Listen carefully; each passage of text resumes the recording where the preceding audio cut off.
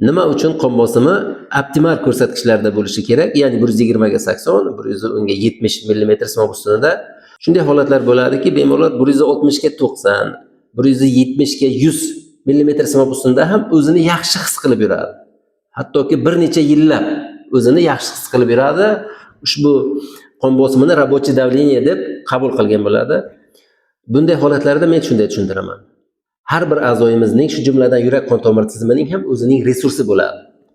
Ya'ni manbasi, bu resurs o'lchab berilgan, chegarasiz emas. 120 ga 80 mm ustunida yurganingizda 100 yil xizmat qilib beradi. 150 ga 100 mm simab ustunida yurganingizda 70 yil xizmat qilib beradi.